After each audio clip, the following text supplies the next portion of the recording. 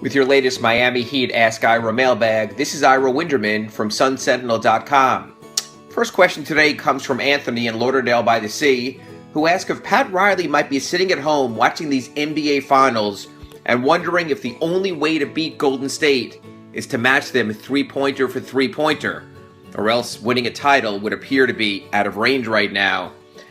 Anthony, I'm going to disagree with you. I think that one thing that I appreciated after the season was both Eric Spoelstra and Pat Riley saying that there are several ways to win, and you can't always just copy a team. And I also believe the more immediate goal for the Heat, to be honest, is the Cavaliers, and simply getting out of the Eastern Conference. And I think for the Heat to do that, they need defensive stoppers. Players like Luol Deng, who's an impending free agent, a young player like Justice Winslow. I think that's the way it goes for the Heat. Yes, they need three-point shooting to make the game easier for Dwayne Wade, to make the game easier for Hassan Whiteside. But I think at the end of the day, to try to match Steph Curry or Klay Thompson shot for shot, it's not who the Heat are, and it's really not in the Heat's DNA.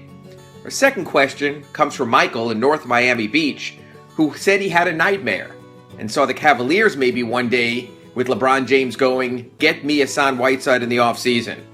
Well, Michael, I don't know about your sleep patterns, but I do know that when it comes to Hassan Whiteside, the Cavaliers don't have anything close to the salary cap space needed, let alone the Heat with their own problems.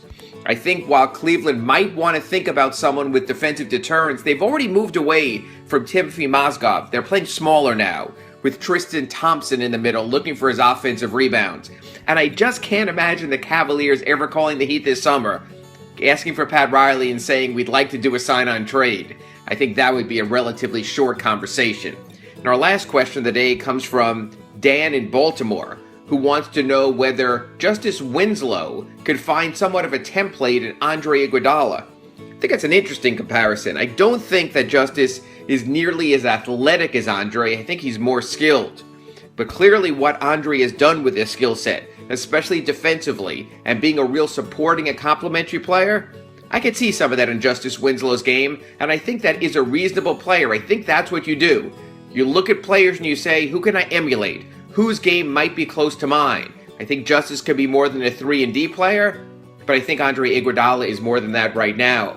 Those are today's 3 questions. We'll be back with 3 more tomorrow. From Sentinel.com, I'm Ira Winderman.